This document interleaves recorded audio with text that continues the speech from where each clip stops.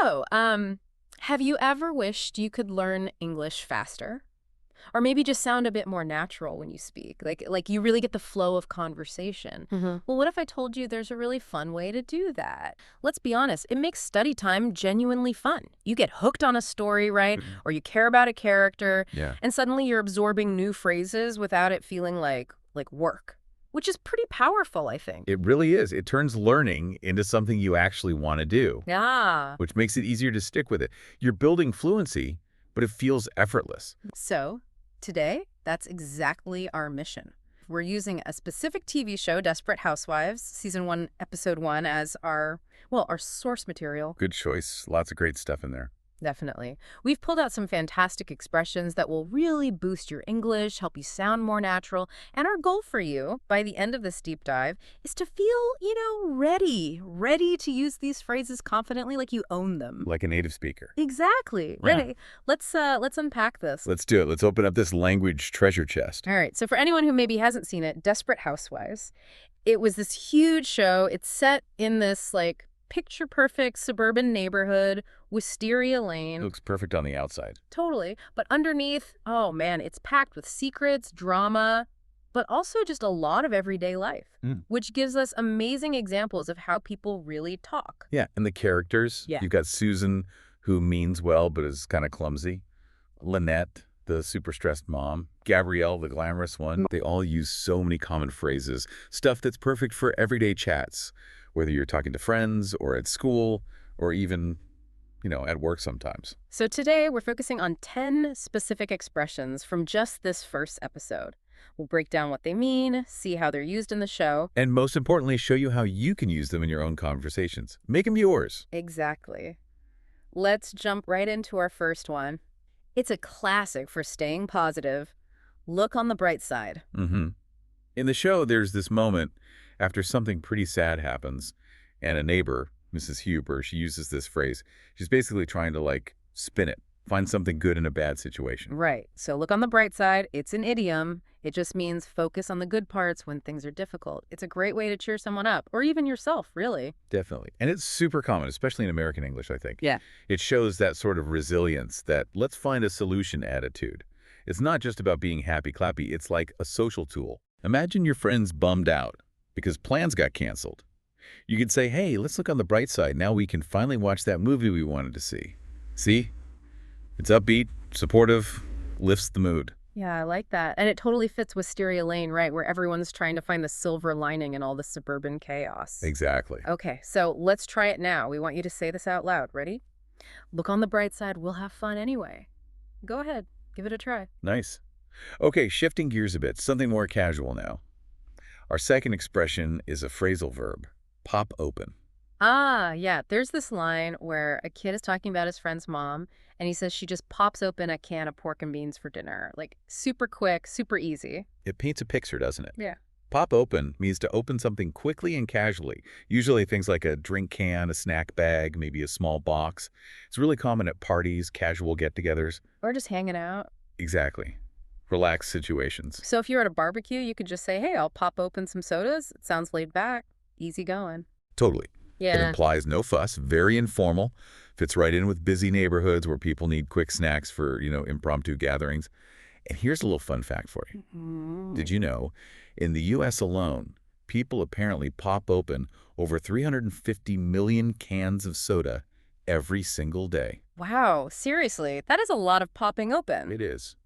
All right, your turn now. Imagine you're grabbing a snack. How would you use pop open? Say this out loud. Let's pop open a bag of chips. Good one. Okay, expression number 3. This is one you hear a lot when someone makes a little mistake. Screw up. Right. In the episode, Mike is teasing Susan. He says something like, nobody can possibly screw up making macaroni and cheese.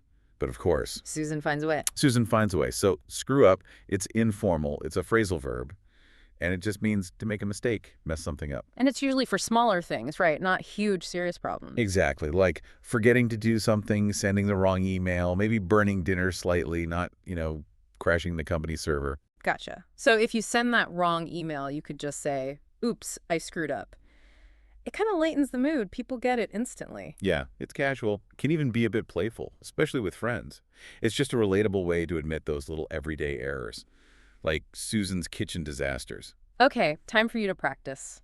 Think of a small mistake you made recently. Could be anything. How would you admit it? Say, I screwed up my homework. All right. Moving on to number 4, get through. Ah, this is a supportive one. Very supportive. There's a scene where Bree is reassuring Susan about Edie, who's caught in a fire.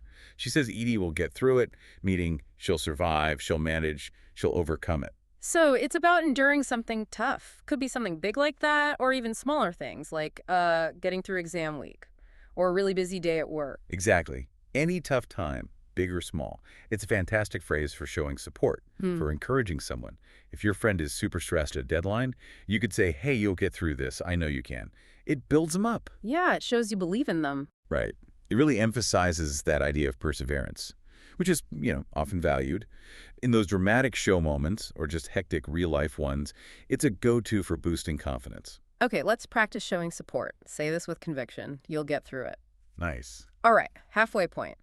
Our 5th expression is perfect for when life just feels chaotic.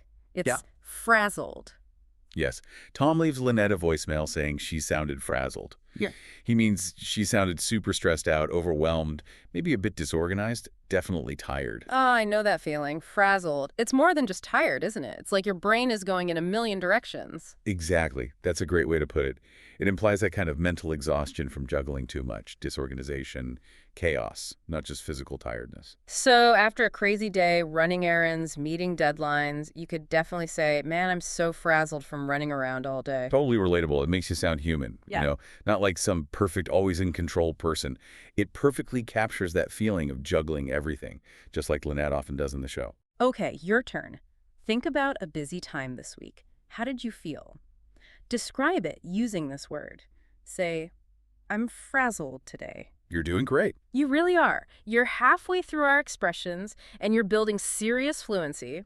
Honestly, your English is getting stronger with every phrase. This is exactly how you start sounding more natural. Keep this momentum going. 5 more to go. Let's keep digging. Number 6 is another phrasal verb, kick around. Right. Julie, Susan's daughter, mentioned she accidentally kicked her ball into a neighbor's yard, so kick around. It's pretty straightforward, right? Yeah, really simple. It just means to play casually with something, usually a ball, in a relaxed way, like in the park or your backyard, not a serious game. So perfect for just relaxed fun. Like at a picnic, you might say, hey, let's kick around a soccer ball for a while. Exactly. It implies informal, easygoing play. No pressure. It's fun, relaxed, good for kids, good for adults, just chilling out in the neighborhood. Okay. Your turn. How would you suggest a casual game? Say, I'll kick around a ball with friends. Okay, number 7. This one's a bit more subtle. It's about social skills, really. Yeah. Work it in. Yes. Carlos asks Gabrielle to somehow work in the price of her expensive necklace when talking to someone. He wants her to mention it, but casually. Precisely, not boastfully. Work it in means to mention something, slip a piece of information into a conversation, but subtly, casually, without drawing too much attention or making it seem like you're bragging. That's a useful skill because just blurting something out can feel awkward, right? Like you're showing off. Right. It breaks the flow. Yeah. So if you're proud of, say, a trip you took, you wouldn't just announce it randomly. You might think, okay, how can I work that into the conversation naturally? Maybe when someone else mentions travel. So you'd say to yourself, I'll try to work it in during our chat at the party. It sounds smooth, not pushy. Exactly. Smooth is the key word. It's about sharing information tactfully in social settings like fancy dinners or just casual meetups without disrupting the conversation. Very useful. Okay, practice time. How would you casually mention a new hobby? Say, I'll work in my new hobby. Nice. All right, number 8. And this one needs a bit of a warning label. Blow my brains out. Yeah, definitely handle with care. Yeah. Gabrielle uses this. She says something like, she doesn't want to blow my brains out because she's super frustrated about something boring she has to do. Okay, so it's an idiom. And it's hyperbolic, meaning it's exaggerated for effect. Hugely exaggerated. It means you're extremely frustrated or annoyed. But, and this is crucial, it's almost always used for minor irritations. Small things. Never for serious situations, and never literally. Right. Absolutely not literal. It's often used for comedic effect, maybe, to show intense but temporary annoyance. Exactly. So maybe your computer freezes right when you're doing something important. You might throw your hands up and jokingly say, yeah, this thing makes me want to blow my brains out. But only jokingly, and probably not in a formal setting. Definitely not. Avoid it in serious or sensitive conversations because the language is so strong. It fits the over-the-top drama of the show, though. And quick joke. Go for it. Why did the laptop want to blow its brains out? It kept crashing during a Netflix binge. Uh-huh. Okay, that's pretty good. All right, your turn to practice. Think of something small that annoys you. How would you express that frustration using this idiom? Remember carefully. Say, this slow Wi-Fi makes me want to blow my brains out. Okay. Number 9. A very common, very versatile piece of slang. Hookup. Ah, yes. The gardener, John, says he likes to hook up with Gabrielle. In that context, it definitely means, well, a secret romantic thing. Right, that's one meaning, a romantic or sexual encounter.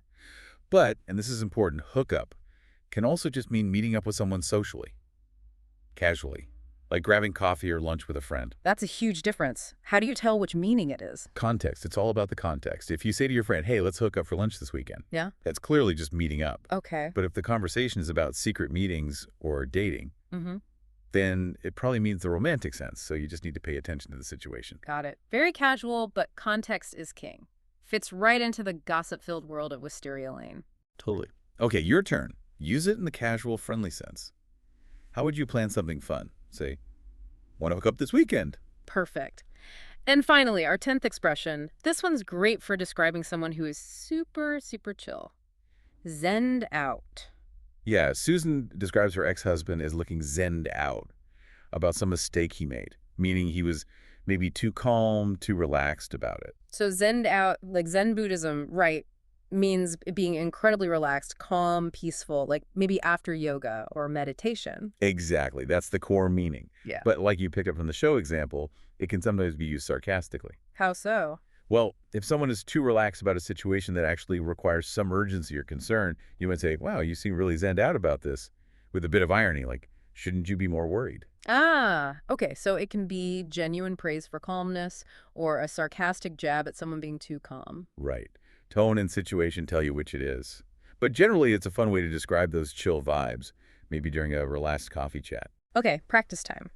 Describe a friend who is genuinely super relaxed. Say, my friend is totally zenned out. Fantastic. You just learned 10 brilliant expressions from Desperate Housewives. Great job. Now, the important part. Putting them into action. We're going to practice 3 of them right now because actually speaking them is how you make them feel natural. That's absolutely right. The more you say these phrases out loud, the easier it becomes, the more confident you'll feel using them in real life. So we really encourage you, pause after each exercise and say the sentence out loud. Don't just think it. Okay, first up, screw up. Think about a small mistake you made recently. Maybe you forgot to call someone back or you were late for something minor. Got it. Now say a sentence using screw up to describe it, like my example. I screwed up and forgot to call my friend back. Okay, great. Pause now and use your own words. Tell us about a small mistake you made using screw up. Perfect. Okay, next one. Frazzled. Think back to a time this week, maybe even today, when you felt really busy, overwhelmed, maybe pulled in too many directions. Remember that feeling. Now use frazzled to describe it, for example. I was so frazzled after studying all night for that exam. All right, your turn. Pause the recording and tell us how you felt frazzled this week. Excellent. And one more for practice. Hook up. Think about planning something fun and casual with a friend. Maybe grabbing coffee, seeing a movie, just hanging out. Now use hook up to suggest it. Remember the casual meaning. For example, let's hook up for ice cream this weekend. Okay, pause and say it now. How would you use hook up to plan something fun with a friend? Fantastic. You're doing an amazing job actually using these. Now for the other 7 expressions we talked about today, remember pop open, get through, zenned out, and the other. We really, really encourage you to practice those on your own. Try making a sentence for each one. Say it out loud.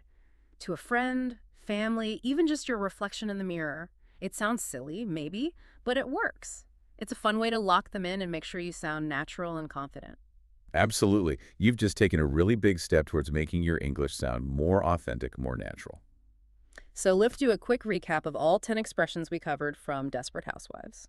Okay, we had look on the bright side for finding the positive, then pop open for opening things casually, and screw up for those little mistakes. Then there was get through for surviving tough times, frazzled for when you're feeling totally stressed and chaotic, and kick around for that relaxed, casual play. We also covered work it in for mentioning things subtly, that intense one, blow my brains out, for extreme frustration use with care, and hook up for meeting up casually or romantically depending on context. And wrapping it up with zenned out for describing someone super calm. That's 10 really useful, natural-sounding expressions to add to your English toolkit. Definitely. Okay, now, for your mission, should you choose to accept it, your challenge this week. Choose 3 to 5 of these expressions, whichever ones you like best or think you can use, and actively try to use them in real conversations this week. Push yourself a little. Yeah, that active use is key. So you could actually say, wow, I'm feeling so frazzled today when you're stressed. Or suggest to a friend, hey, let's hook up later. Or admit a small error with, oops, sorry I screwed up. Exactly. Maybe even jot down when you use one or tell a friend about the challenge. It really helps solidify the learning. It does. And remember, this is just scratching the surface. Keep watching shows like Desperate Housewives or whatever shows and movies you love. Keep your ears open for these kinds of natural phrases. The more you watch and listen, The more you'll learn, an ongoing process. and hey, if you enjoyed this deep dive, if you found it helpful, please give us a like, maybe leave a comment, tell us which phrase was your favorite, and definitely subscribe so you don't miss our next deep dive. We'd appreciate that. You know, what's really cool about this is seeing how language isn't just grammar rules and vocabulary lists. It's alive. It connects us to stories, to culture. To other people. Exactly. So here's something to think about. How much more of the world can you really understand? How many more people can you connect with when you learn to speak English naturally? You know, as naturally as you speak your own first language. And you can do it just by diving into stories you already love. It's not just about words, is it? It's about opening up completely new conversations, new connections, new possibilities.